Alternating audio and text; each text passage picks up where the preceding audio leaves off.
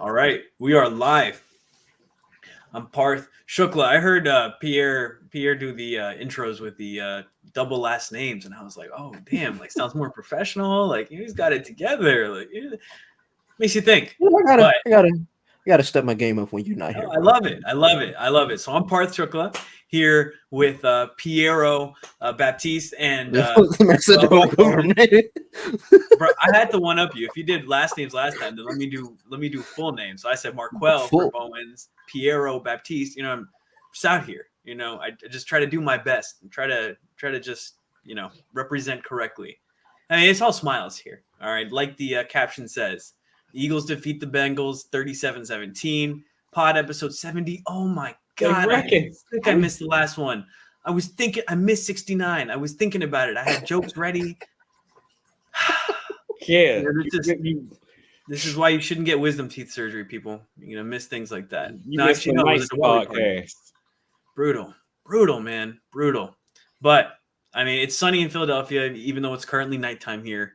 It's Cowboys Niners They game was is just on. fighting. Huh? They was just fighting. What was? The Cowboys and the Niners. They were just fighting. Oh, they were fighting? Oh, I missed it.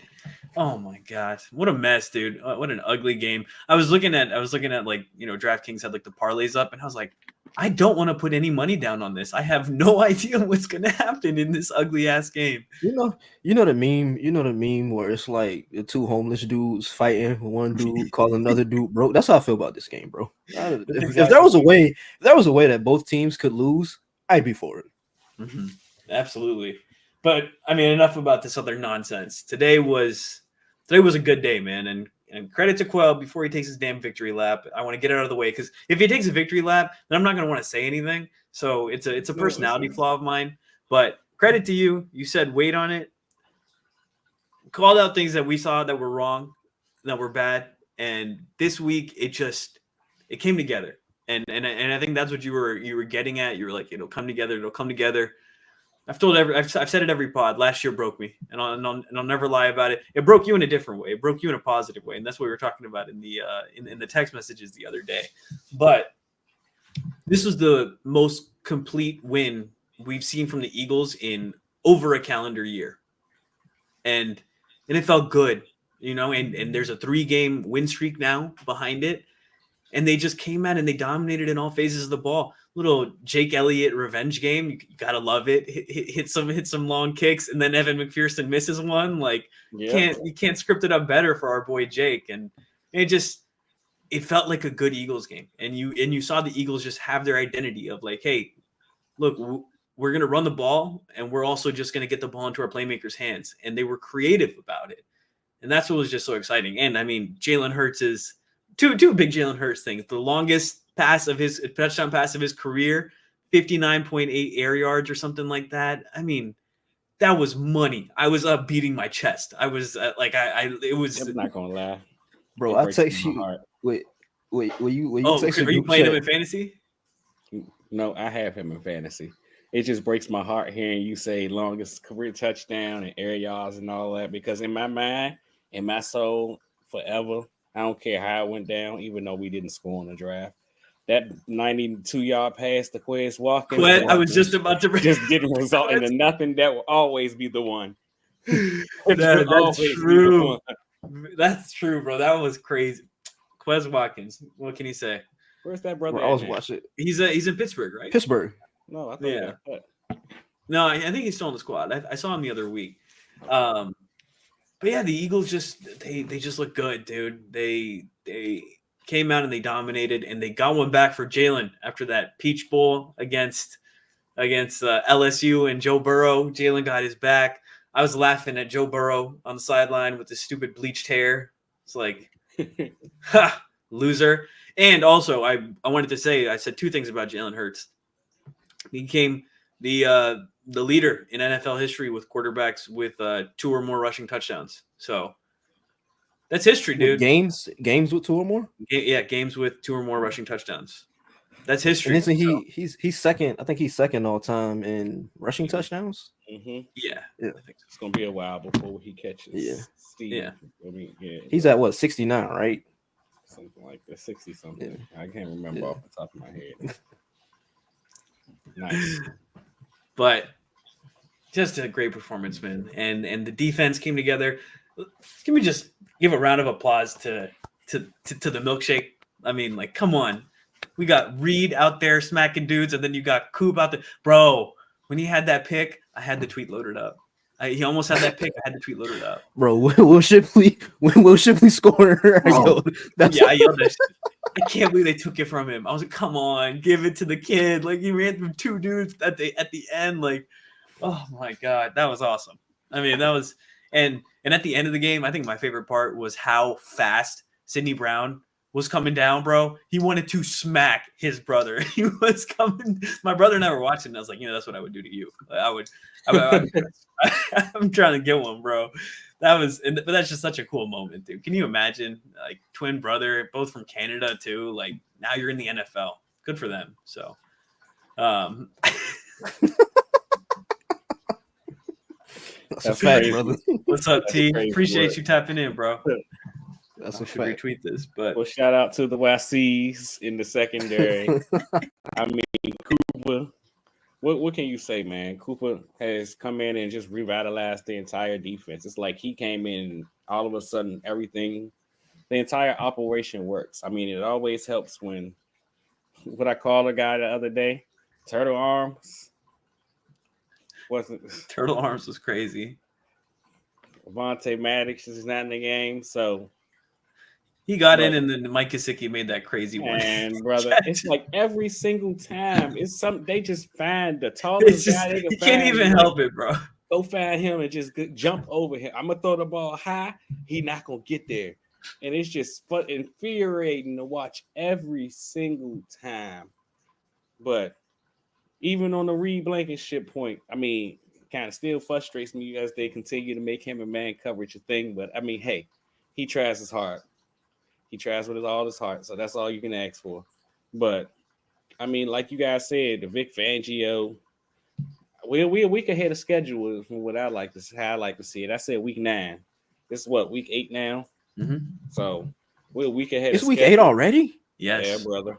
Bro, Jeez. Yeah, the season flew. It was so weirdly slow, but now I'm looking back and I'm like, yo, this flew by. It's like, yeah, almost at the halfway point.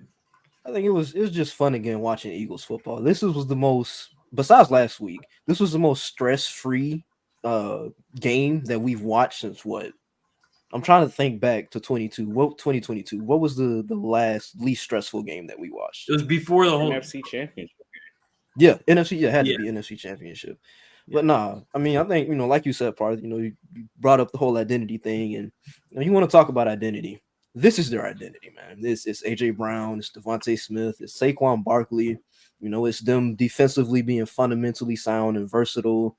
It's Jalen Hurts. Essentially, it's just the stars being the stars, and it's them winning at every level.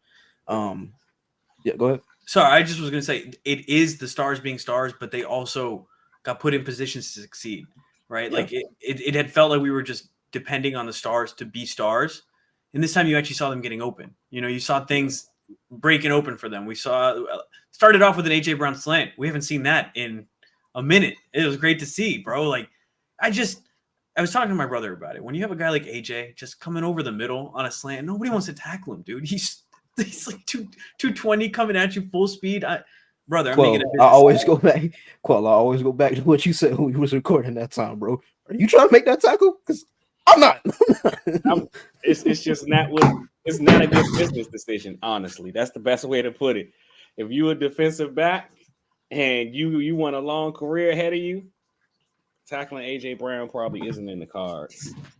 But the best thing about this game is, or at least offensively, is we had this conversation last week, Pierre, just the lack of marriage or the missing link, for lack of a better term, in the offense. And I coined that missing link to be play action, and just to see them committing to under center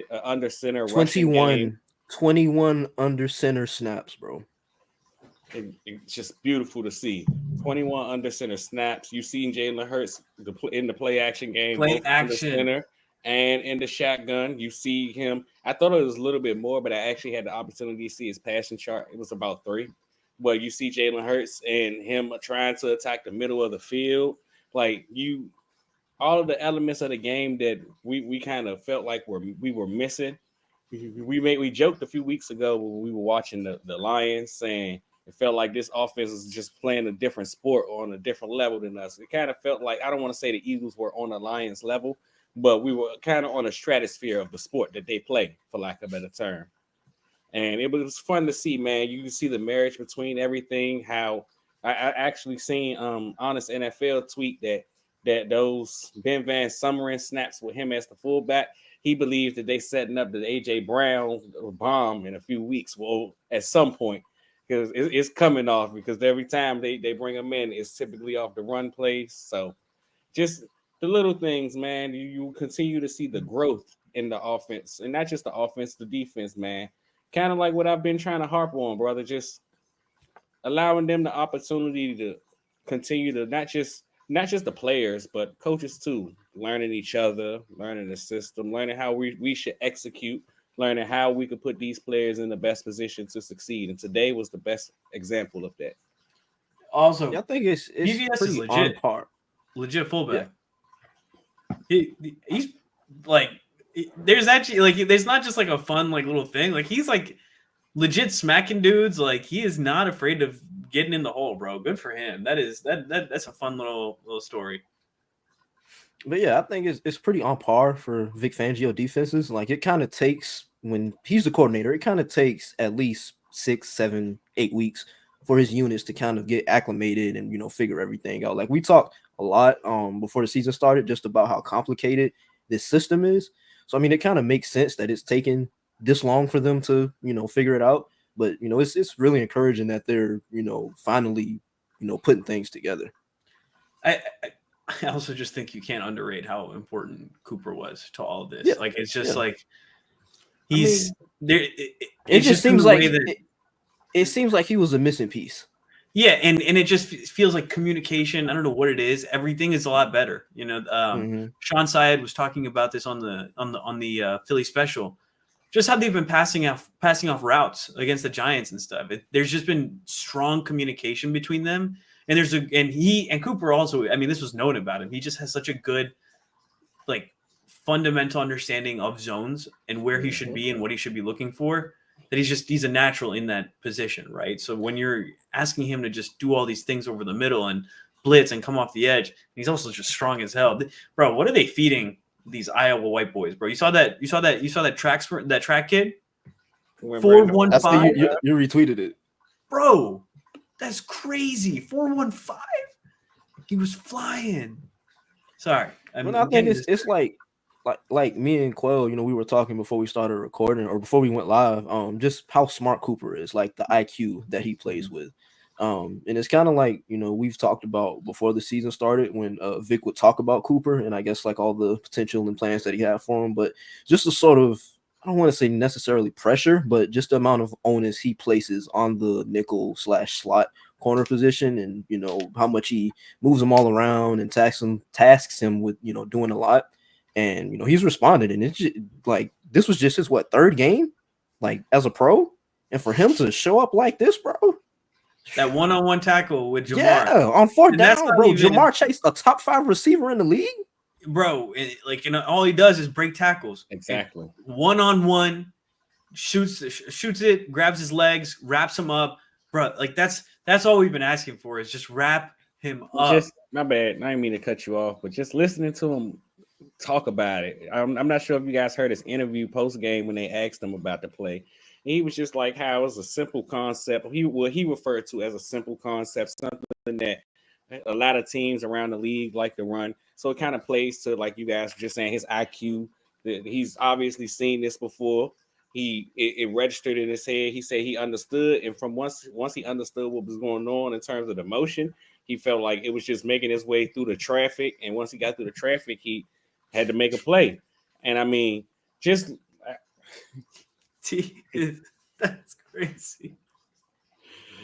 Just having the opportunity. I mean, I spoke about this with nuance throughout the offseason when during the scouting reports and all things of that nature. But just him and having when he has the opportunity to keep the game in front of him, crash downhill, it's absolutely fun to watch. It's been like that. You'll see him. You go back and watch some of his Iowa tape. You'll see him in the backfield like he's a defensive end making tackles on some of the bigger running backs that you could find. Like he isn't afraid of the contact. He honestly he values and cherishes the moment of being able to go up and make these kind of tackles in space. And I mean, kind of like you guys just referred to, it's like it was infectious to his teammates. Because I mean, the big thing with this Eagles squad for most of the season up to this point was missed tackles. And I mean, when you look at a game like this week, game like last week, it continued by week basis. They continue to get it cleaned up. You see them in space making these kind of tackles, and it's like 3 weeks ago, that 4th and 1 play is one of those plays. Like I feel like we've seen a similar play against Tampa, where it was a short play. He caught the ball, should have been tackled in the backfield, and we look up, it's a 17, 18-yard game. So just the progress being made, man. This is all I can continue to harp on. Yeah. I think just the play action and bro, this announcing crew was horrible. My God. Just like giving me a headache the whole time. Charles Davis is not good at this. Jeez. I like Charles Davis, man. Bro, I mean, He's the voice of Madden. He's the voice of Madden, bro. Exactly. I know, but he's that's why he's the voice of Madden. He's got a couple lines, and they just repeat him over and over again. Like, and they were talking about the Eagles and their deep stable of pass rushers, and I was like, brother, like, I mean, they okay. Look, we understand. Hold on. We understand because we've been here the entire season. That's my point. It just shows that he didn't do much research. It's just like but that's not the case. You can't say that because over the last 2 games. Over the last 2 games, fine, but I don't think anybody who's been watching the Eagles this year is just like, oh, it's their stable of pass rushers that's been making this big difference, right? That's my only point. And he was saying that at the beginning of the game, and my brother and I looked at each other like, what? Like, what are we talking about here? Like, that's not. If anything, I would be talking about the 2 young corners, right? That are up and coming, and that's also 3 games. So I'm just saying it was a very like oh, Eagles have like. Love D-line for so long. Okay, let me look at this. They got a lot of pass rushers. Gave money to Bryce Huff. Yeah. The Eagles and their deep stable of pass rushers. But what they talked about on the broadcast that I enjoyed was just that the Ravens made Lamar change how he played too, right? They just said you're gonna have to play under center. You're gonna have to do it so that we can get Derek going sometimes as well. You know, they're gonna blend it, and they don't just play under center at all. Or all the time, but they forced them to do it. And that's what it feels like we saw today, right? And it's what we've been asking for. And especially, what was it? Who was it against that there was 2 plays of play action, right? That was the Browns. It was the Browns game. Yeah, 2 plays of play action. We just were like, guys, like, this could be such a weapon for us, especially if we have the run game going. Like, why would that not be something that we're using? So it's just good to see scouting. To that point, I don't even know if I'd frame it as them forcing Jalen to do it, because even after this game, like he talked about it, it was interesting hearing him talk about like being able to impose and kind of dictate to the defense and the role that under center and play action plays in that. And so like I said, just hearing him talk about being able to impose and dictate in multiple ways, it just makes me really interesting. And it kind of goes back to what we talked about to open the pod about the whole identity thing, and I think it's more them showing up and them just doing what they're supposed to do rather than kind of, I guess, forcing him to do it. Like, I think he's willing to do. I don't think it's a thing.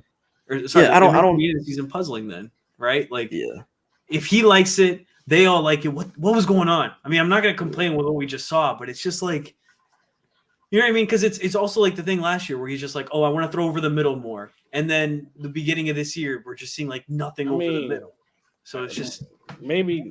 Granted, this was a defensive side of the ball compared to the offensive side, but maybe that's a Nick Sirianni thing that we can talk about. But I mean, you look at how Cooper's playing right now, and for how long they kept him off the field, and the whole thing that Vic Fangio continued to state was, well, we just want him to be ready. Yeah, it's something that Jalen might like, and it's something that they might want to do. But what if it just didn't look good in practice? And I mean, work in progress, just like everything else, trying to get it to a point where it's like, okay, maybe we can execute it, or maybe we'll be willing to try it in game. And I mean, you miss 100% of the shots you don't take. So if you don't do it in the game, how the hell are you supposed to know if it works or not? But at the same time, that they do come off as a slow burn kind of team where it's like, if we don't like it or we don't think you're ready to do it, we're not going to put you out there to do it, no matter how much we think of a benefit it would be. No, I and that's definitely a fair point, but yeah, but then it's just like, maybe you need to coach it better. What changed in the coaching in the last 2 weeks, right? And I'm not complaining, right? I'm not trying to come off as like negative. I'm just, like I said, we talked about this in the chat, process over results. I just want to see that they have the proper process, because seeing too many flashy results for so long and then not, I mean, it's been a year and a half, but seeing just like flashy plays and no substance behind it, it worried me. This was a game where I just felt like there was substance, there was process, and it felt like they were doing things methodically. And that goes into, They had a plan. They had a plan, and that's what was glaringly obvious in this. And I even told Nehemiah, because I was like, another first quarter, no points. But I was like, they were still driving. So I was like, look, if they score here, I'm not going to bitch about it. Sorry, I'm not going to complain about it. Like we talked about before we got on, Quell, maybe this is just who they are. Maybe they're a second quarter, second half football team. Like, I know that completely possible. I don't know which podcast this was, but there was one podcast I was listening to. It was either last week or week before last, and they were talking about how Kellen Moore, he likes to use his opening scripts and sort of beginning of games to kind of test and see how the defenses will play certain looks or certain formations. So maybe them starting slow, maybe that's a result of him just kind of seeing what defenses will bite at. And look, we talked about that on the last pod I was on, and there's validity to it, right? But you also don't want to come out make flat. It a habit. Yeah, exactly, because then there's going to be games where the other team starts off fast, right? You can't always depend on the defense, and the defense has been dependable, but you don't want to play from a deficit too often, because then that also changes how you run your offense, right? If you're able to get your offense out there, get some points on the board, and Jalen's talked about this a lot. It's just getting that first down, right? Just get into that rhythm. It just changes things, right? You're able to play. You're not on the defensive the whole game, and that's how it felt for a lot of those games before. It's just like they're reeling, they're trying to figure it out. Then you're not committing to the run. You're doing all these different weird things, and you're not sticking to who you are, right? And yeah, we saw them use their players in a multitude of ways, and that's what was encouraging about it. It wasn't just, hey, let's just run go balls to AJ and Devontae, right? Now Devontae scored on his go ball, and they threw a go ball to AJ, but that's going to happen, right? That's an inevitability. But we also saw them get the ball in so many other ways, right? Like they both had multiple catches this week. This wasn't like 3 catches, and Jalen completed. It was like 16 to 20 or something. 16 to 20, yeah. 16 I to think 20. 203 yards. Yeah, no, that's all you. That's want. what we want. That's what we want. Like me and Quell, like we talked about. We don't need 40 attempts a game like Jordan Love, Jalen Hurts. That's not who we are. That's not who Jalen is. Give us Jalen Hurts with 20 completion or 20 attempts and 2 rushing touchdowns. You know what I mean? Like that's who he is when he's at his best. And we saw that. And the other thing I wanted to say, and I heard this on the Philly special pod as well, and they were just talking about how after the turnovers and going into the bye week and talking about, we need to emphasize cutting down our turnovers. It seemed a lot like Jalen was passing guys up, right, and not willing to take a risk and end up throwing a pick. This game, it felt like he played loose. He played his game. He wasn't stressed about anything else, and he was careful with the ball. He wasn't stupid with it, but he played in a flow, right? Like people talk about that flow state. It seems like he was in that kind of place where he was letting the game come to him. He wasn't trying to do too much, trying to do too little, and things worked out. So I hope the team can take a lesson from this, because I was looking at this as a great litmus test, because last 2 weeks I enjoyed what I was watching. I also couldn't discount that the teams were pretty shitty, right? Oh man, I bet teams were not good. That's on me. Teams were not good. But this was the Bengals. They were 0-3 to start the season. They won their last couple games, and the offense looked hot. And our defense came shut them down a little bit, and the offense took some punches in the beginning, and then they just imposed their will, and I was just thoroughly impressed. I mean, I think it's like, me and you talked about last week, Quell, like the whole litmus test thing, and the offense not necessarily finding an identity, but just them figuring out who they want to be. And like you said, Parth, the last 2 weeks they played Deshaun Watson and Daniel Jones. Not good. So to see them hashtag not good. Yeah. So to see them, be able to walk into Cincinnati and win for the first time ever, and not only win for the first time ever, but like I think I texted, I don't remember if it was on Twitter or the text chat, but Jalen Hurts walked into Cincinnati and snatched Joe Burrow's chain. Come on, man. That's what it's about, bro. Man, it's just another quarterback added to the list, first and foremost. Add him to the list. The list. These superstars that they done proclaim that is better than Jalen Hurts. He done dog walked another one. But, I mean, we talked a lot about all of this stuff. The game script for Cincinnati, specifically early, but as the game progressed, there's a lot what we talked about during the last pod, Pierre, just him, Burrow wanting to get the ball out quick. Of course, them doing a good job of protecting him for the most part. We're heavily relying on the wide receivers. This week, actually, they did a solid job going to the tight end position. I mean, you see Eric All with a big catch. You see Gesicki make he was wide open. Just look crazy. He was wide open on that catch. Eric All, yes. I have no idea what happened. Yeah, we were trying to figure it out. I was like, whose zone would that be? There was somebody just way out of position, but yeah, it happened. Beginning of the game had me stressed, bro. It was their first draft, man. He was 5 for 5, bro. And I was like, 10-minute draft. I thought it was gonna be a long day, brother. That's what I said. Man. I was like, and T, my boy here in the chat, he was like, we're about to tie the Bengals again in the second quarter. And I was like, that actually might happen. And I was thinking back to that game. That was such a crazy game, bro. It just kept going back and forth. And then it was just like, Doug didn't even want to win, bro. He was just like, just tie it. Just tie it. It was done. Oh. I think we gotta take the time though to give a big shout out to Fred Johnson, man. Fred Johnson played absolutely. He battled, man. He battled today. I'm not sure if you guys saw, but I think I seen that he only gave up one pressure on the day. Oh, here it goes. Allowed one pressure on 22 pass blocking snaps. Trey Hendrickson only had one pressure on 13 snaps against Fred.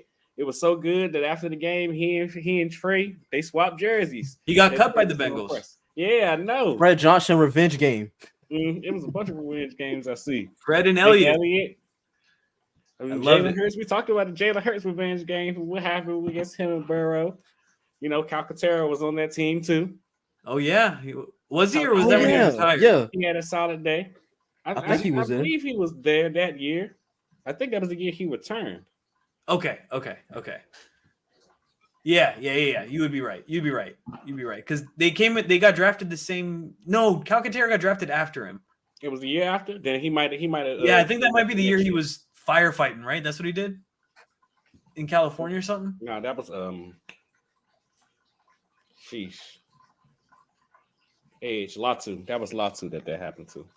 Oh yeah, Latu was the fireman. That's right. That's what it was. In California. Hashtag my guy. Just got to put that out there. That is your guy. Every time I see him in Madden, I think, oh, Pierre. I'm so serious. I cannot believe. The name relation is nuts. And Quell is sick because like, I'm the one who gave Pierre the scouting report about Latu. It was bigger than this. He was my guy. I told him, we made a joke during the offseason. I was like, yeah, man. I was telling him about this dude. I'm like, yeah, this is my guy, bro. I really, really like him. I went to bed and I woke up. He had a whole post and everything like my guy, Latu. I'm like, bro, he just stole my guy. That's crazy. Like, look, that's the thing about Pierre. Now, get over it. For all the people on live, half of his tweets are just things he stole from things that me and Quell said in the group chat. You're like, oh, that's a good one. And then you'll see it on Twitter and you're like, what the hell? I said this. And then he'll get a bunch of likes on it. I'll tweet the same thing and I'll get like 4 likes. I'm like, this is BS, bro. He's every time. Or he'll say something and then we'll be like, LOL. And he'll tweet it right away. He'll be like, all right, I got the approval. It'll go up. We got to talk about this since we talking about having this conversation. How do y'all let him make this Quinyanamo Bay thing? Quinyanamo Bay. Y'all? What are we doing? Why is this so popular? The latest inmate, Jamar Chase. It's just so long. I asked Pierre to spell it. It took him like 30 seconds to spell it. And then he said "bay," so he spelled it wrong. Bro, why y'all acting like I'm illiterate today? Dude on Twitter told me to read Everybody's a book. going after Pierre, bro. Why? Just go read a book, bro. That's crazy. He said touch grass. He said read a book. I was like, I mean, Nah, because I'm like, bro, it's not that deep, bro. I said Nick Sirianni didn't do nothing obnoxious. and so here, let's give Nick his credit. The team has looked well coached, and the team has looked like a well-oiled machine. And he has, to his part, he's looked like he's having fun on the sidelines with the players. And he's not out of pocket. I'm sorry, hold on. I think I had my volume down a little bit too low. Can you guys repeat that one more time? No, I don't think the people heard you. No. I don't think we'll be repeating it twice. I don't think so. Like so we get on him when he does obnoxious stuff, and I think it's only right that we give him credit. Yeah. You know, when he has the team ask, ready man. to play.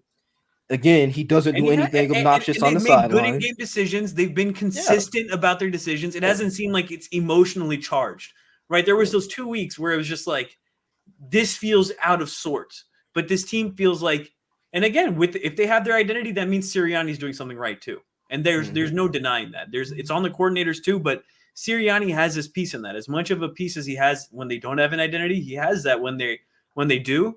So they look like a well-coached team right now. So credit where credit is due. They need to just keep the path, just keep playing to your level. This is the expectation now, right? This is what they can do. They shouldn't be playing less than this, right? And it's just how it is. Now, when Lane Johnson went out, I nearly had a heart attack. Was over. Bro, I saw him rolling around. I saw him rolling around on the ground. I was like, no. I yelled. The season was over, bro. I yelped, bro. I was like, Lane, no. Like, I was just like, it was a horrible moment. I was, and then you just see him on the sideline. And he's just standing there on the sideline like nothing's wrong. Classic Lane Johnson. His hands on the hips, just like this. He's just like, yeah, brother, I'm good. Just a legend. I will say though, they really have to kind of start thinking about life after Lane. Like, it's getting to the point where you got to start considering, what's going to happen once he inevitably retires, which is, in my opinion, I think it's either going to be after after next year, or within 2-3 years. About 2 or 3 years left. So yeah, and I mean, of course, I think it might be closer to 2 than 3. I mean, I think this year was one of those. I still got the juice. So I can still play really well, which he is. He's playing at a phenomenal level. But I also think it's a lot of looking around. And I mean, he feels good working with the new guys, the young kids, helping them, the next generation of this Philadelphia Eagles offensive line. But I mean, when you sit there and you've been with Kelsey, been with some of these guys for the on call, and now you look. Brandon Brooks was like his best friend, bro. Exactly. Jason Peters was like his mentor. I mean, of course, that's been a while. It's like still playing, still kicking. Keep cashing them checks, brother. Won't stop. I don't know what he did, bro. Somebody is forcing him to play football, bro. There is no other explanation to be playing. Was he 41? 40-year-old man. I thought he was. Is he 43? Look this up. In his 40s. That's all I know. Yeah. Needs to be at home. Yeah, but I think next year the first round pick is going to be 42. He's 42. Yeah, that's crazy. That's crazy. I don't know. 8 years I mean, from 50 I tend is to crazy. agree with you to an extent, Parth, but we got ask me that at the end of the season. We have to continue to see how this edge thing works, because you're completely right. You're completely right. It's going to be, but it'll be one of the two. And then and I think a tackle gets taken at some point. They'll take some kind of swing. They need, because like I said today, thinking about it, who would play tackle today if Lane went down? Jack Driscoll. That's who went in. I mean, Fred Johnson. Yeah, Fred Johnson's already out there, right? And Tyler Steen is already out there, and then Tyler Steen gets hurt. We were just running through offensive linemen. I was like, uh-oh. So those two will definitely be priorities. And also, if we're talking about edge and old guys, he still got it, man. He's still. It's so much fun watching BG go, man. Like that guy is just. It felt good, man. Motor. It felt good seeing the handshake back. I'm not gonna lie. I've been a big criticizer of Chauncey since he's returned, rightfully so. I mean, he's made some plays. He's also done some bonehead stuff. Today was the day. This is what they paid you for, brother. This is what they paid you for. He was To all over the create field. turnovers. And to see him and BG hit the handshake, it's been so long. It's been 2 years. It felt great to see. That was awesome, bro. Yeah, I know. And if we're talking about edges, we're talking about outside linebackers. We would be remiss if we do not mention 912's finest, Mr. Nolan Smith. I was just about to say the pride of Savannah. He has been playing his ass off. The pride of Savannah. He Third consecutive game with a sack, man. He's been on his horse, bro. It's been fun watching him play. Exactly, and that's I think it's just him continuing to figure it out. Yeah, because he was raw raw the the whole whole time. time. Talk about it, right? You heard him talk about it last week. I think it was, or throughout the course of this week. That's kind of what he harped on. Just like, I mean, kind of like we continued to say, he knows he needed to play more football, and just having the opportunity to get out there for the long call, slowly but surely, is slowing down, and he's starting to figure everything out. And just as he figures everything out, is the game is processing for him. So just hearing him say that, and I mean, not just say it, but seeing it translate to on the field, it's pretty fun, man. It's kind of reminiscent to some of his days at Georgia. You see the flashes of the bend coming around the corner. You see the motor that just doesn't stop. Like it's absolutely beautiful to watch, man. He can actually make the argument. I mean, Josh Sweat has been pretty solid throughout the course of this year so far, but he so far can make the argument as our best pass rusher right now. Him or Brandon. That sack that Josh Sweat missed. Yeah. Oh my god, dude, that was so bad. Bro, Burrow was running around back there for like 10 seconds, and he was moving so slow.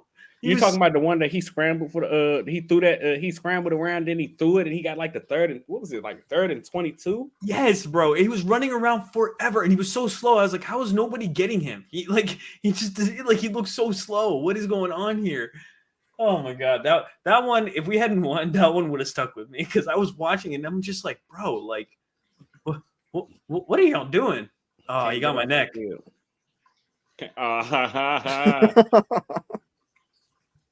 So let's talk about it. The Eagles, their last 3 games, they're 3-0. Jaguars are coming into the building next week. Cowboys after that. Commanders after that. They're 5-2 right now. What's the ceiling for this team? Where do we go from here? For the rest of this season, right now, how are you guys feeling? I'm gonna sound like so insane, bro, going from how I've been feeling. But after this game, dude, this gave me everything I wanted to see. Like everything I've been harping on, everything I've just been so annoying and pessimistic about, they proved me wrong. And that's just what I want to see. And I mean, after that, then you look at the next couple of games. Commanders game is going to be a fun game because like it's just, you said we'll curb stomp them. I don't know if all that'll happen. I think they're a weird team, bro. They just, and I don't know how they only put up, however many points, but like explosive quarterback. It's fun to watch. And it'll be weird to see Zach on the Commanders again. That's a weird pipeline. So weird. Also, second like loved receiver in Eagles history to just go down there and play with them after Djax. But and OZ's there. He just scored a touchdown today. But Cowboys and Marcus Mariota. Eagle legend. But yeah, with the Jags and the Cowboys, I mean, the Jags just inevitably find a way to beat themselves every week. Like that's a poorly coached football team, and it just sucks, dude. I feel so bad for my cousins. Bro, it sucks talking about Doug like that, man. It sucks, but he's just it's his own fault, and that's the thing. Yeah. He's so indebted. Maybe it's not his fault. Maybe it's Press Taylor and whatever dirt he holds on Doug Peterson, but my God, it's nasty work. I don't know, man. I don't know. Oh yeah, we do. It is Jacksonville week. We got to get JP on. Oh yeah. We're coming. He knows we're coming. He might. Oh God, I want to just. He's so miserable right now. I want to just laugh. Highly miserable. But I mean, oddly enough, I don't want to say we've reversed roles, Parth, because I mean I'm still fairly high on this football team, like I've been throughout most of the season.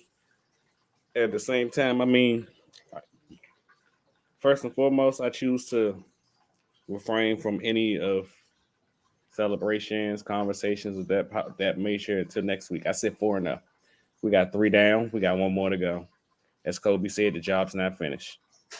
But once you knock down those 4 games, how I view those 4 games as basically like we don't push the car to the gas station. You got some Now we gas gotta now. fill it up.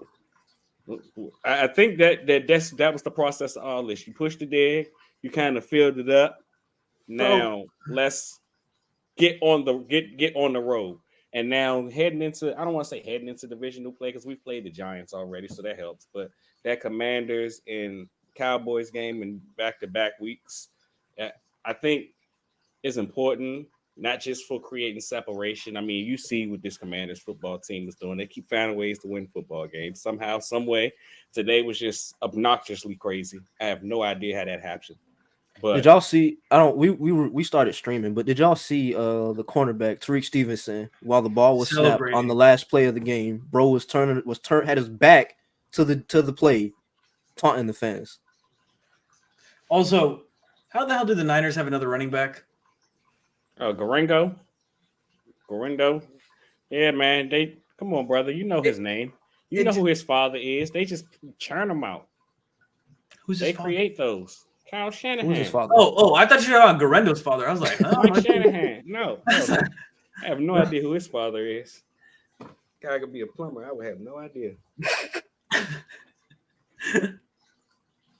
But just it's like I said, this was getting the show on the road. Now it gives them an opportunity to kind of use this momentum to keep the ball rolling. I mean, like we said a few weeks ago, you allegedly have one of the easier schedules in the league to finish the season. It's not like, I don't want to say you don't have any tough games because, I mean, of course, we have Baltimore. Pittsburgh's playing pretty well. We got a few tough games on the schedule. I mean, of course, the divisional games. But you have an opportunity to, as I keep saying, continue to stack wins, man. That's the most important thing. To start playing your... Little bit of breaking news. Christian Kirk is out against us. Broke his collarbone. Yeah. So that's big for them. Is it? Brian Thomas Jr. still there. Yeah. He's still there, but Christian Kirk is still one of Trevor's favorite targets. Evan. Yeah. And Gabe Davis. Gabe Davis stinks. That's who makes me a little bit more nervous. Jeez, I can't talk. Is Evan Engram, because I feel like we've been struggling with tight ends again a little bit this year. Man, we've been by the numbers. We've been really good against every single position that's not a wide receiver. Really? The Mayo Messiah. Yeah. We put in the Mayo Messiah on him. That's so confusing to me because that's exactly the opposite of how I feel. I feel like we've done well against wide receivers and not well against tight ends. Wow. Because I felt like against the Bucks, what's his name had a ton of Otten had a ton of yards on us. Today, Gesicki probably was their leading receiver next to Jamar. It's probably pretty close because he had a. But I mean, outside of those two, Kyle Pitts. Kyle Pitts didn't really have a did he have a touchdown? Big game? I don't think so. The Packers, they didn't. Neither of their tight ends had big games. The Giants did nothing. Yeah. The Joku had a solid game. Yeah, he was the only one there. So yeah, just something to watch because they utilize Engram a lot. I feel like it's often when we have like, I love Nakobe, but when Nakobe ends up on a tight end and it's just usually a size mismatch. It's always ends up in the back of the end zone. Nakobe's right there. He's got his little arm up, and the tight end is just. No, but he balled today though. He did. Oh no, listen, he's Nakobe's awesome playing well. It's just his size shows up sometimes, right? And that's why he dropped. But he's been balling, bro. When he gets downhill, he is so fun to watch, and that's what he was good at Georgia. So that's the thing for me that I look for most in linebackers, just playing with intent, playing with the hair on fire, and he did exactly that. Like, just play with intent, shoot the gap. You know what I'm saying? Stuff the run, like you said, bro. When he's able to keep the game in front of him, I think that's when he's at his best. Let's see. That's what I was about to say. You got to make sure you keep because he's been playing with his hair on fire all season. He just been running past people. Sit there and so many plays. It was so many times. It was like, okay, N'Kobe, I see you. Crash down. Where you going? 17 yards. Okay, whatever. But now he, like you said, he's crashing down with intent. He understands. He's squaring up with his ball carrier, making proper tackles. A lot of the team. I mean, I just have to keep going back to that, man. They tackling, brother. They are tackling right now. They're not throwing shoulders like we've come accustomed to. It's like we talking about. They're doing the small things right. They're playing fundamentally sound football. And today, I think, like we talked about, it was a complete effort. They put everything together in every phase of the game. Just them doing like I said, the fundamentally sound things correctly. So they just played good football today. It wasn't sloppy. It was consistent, and like we've said it a million times today, but it's just been consistent, or not consistent. It's been methodical, right? They had intent and reasoning behind everything they did, and it showed up. So we like to see. And yeah, Cowboys up 7 on the Niners. Debo is dropping everything. What can you do? This is an ugly game. My face keeps getting covered up, Pierre. I see how you feel, man. We gotta do something about the layout. I'm gonna fix that. Yeah. Breaking news. Cover Parth. I was trying to get my head over it last time. I was like, I'm still here. Let me in. But anyways, guys, you guys have any other thoughts about this game that you want to get out there? Otherwise, we'll be back with a preview pod, of course, for the Jags. Get JP on here. See how he's feeling after this just awful season for the Jags, man. It's painful to watch, bro, because Jags fans are good people. You know, I was talking to somebody about this today. They don't have much. They don't get much, but they're good people, and they love their team. Gotta respect it. Yeah, no, I mean, I think like we talked about, they've won 3 in a row. They got Jacksonville coming in, Dallas coming in. Then you still got to play Washington and Baltimore and Pittsburgh and everything like that. But I think it's just, them keeping the train chugging along, man. Just taking it, one game at a time and just keep stacking performances. Like, we as fans, we can afford to do it, can kind of look ahead and look to the playoffs and how things will look and, the ultimate goal and everything like that. But I think, for them as a team, if they keep, like Jalen says, just keep the main thing, bro. Just one game at a time, 1-0 each week. And I think, it'll yield positive results. Yeah, man. I mean, just kind of like you said, Pierre, continuing to use this momentum to build on week after week.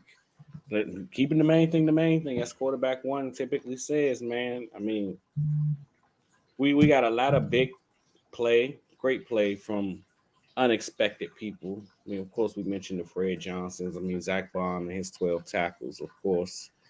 He's been huge this year, man. Oh, my goodness, man. I have no idea where we'd be without him defensively right now. Bro, Ben him and Cooper. Again. Who? Simmons. He's broken, bro. He hurt. Under the basket, double back and forth with the player trying to get the ball. Bet he did. Did you see the clip from before the game when I think a fan called him an expletive? I'm not going to say. Because and then Schroeder was like in the other guy's face. Yeah. The whole Nets team was in a tunnel yelling at the fan. Yeah. Mm-hmm. I'm glad. They should deserve to do that. And that fan deserves to go to hell. Well, he didn't lie. Off is the direction you can go. I told Ben Simmons he was a bum when I was in person. When he was sitting out, I told him he was a bum for that. That was BS. My feelings are hurt. Get out of here, bro. He's working out at the gym. How are you feeling about the Sixers, though? That game was electric. Bro, did you see? Wait. Did you see when I brought up the Sixers? Did you see the smile fade from Quell's face? Just kick him out now, bro. Because you're not going to talk about basketball and be like, oh, it's football season, this, and this. You missed an OT thriller in Indiana, okay? Tyrese Maxey, 40 burger. Easy. I'll see it on. I don't care about it until January. How about two of those for you? Okay. I'll probably watch the highlights 5 or 6 times tonight on Sports Center. It'd be like I watched the game.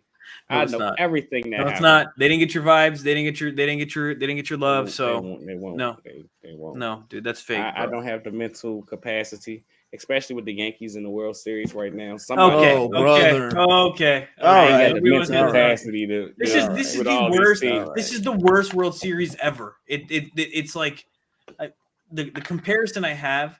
I'm not gonna make it live on the air, but it's two leaders from history who are looked at very badly because they're horrible people. It's like them fighting, and you have to choose a side. Okay, you can be like, you know what? Here, I'll make one for you. It's like Genghis Khan versus Napoleon Bonaparte. Who do I want to choose? They're both just awful people, and they deserve nothing. And now I have to choose one: New York or LA to win. It's just so gross. It's so gross, and it's what the NBA script wants to happen too. I'm sick. I'm sick of this. I'm just happy that the Eagles won a game today. Oh, okay. Ohio State stressed me out. The Yankees can't win a game. Yeah, I was broken all weekend. Listen, So just I'll worry about the rest. No Y word. No Y word. Okay, it's the Philly Blitz. You see that right above you? It's Philly not Blitz. the New York Blitz. Okay, that's what this is, brother. Yeah, you can't. I'm not talking about the Bronx Philly without the Y and Yankee. It was too much. You had to search for that one. Well, we'll make it the Philadelphia Blitz now, okay? Because there's no Y. That's a nasty word. All right, man. We got. Thank you to all 120 of you that tapped into the stream. We gonna, like Parth said, we're gonna be back on Thursday, or probably Friday. We're recording on Thursday, but yeah, we'll be back this week for Jacksonville preview pod.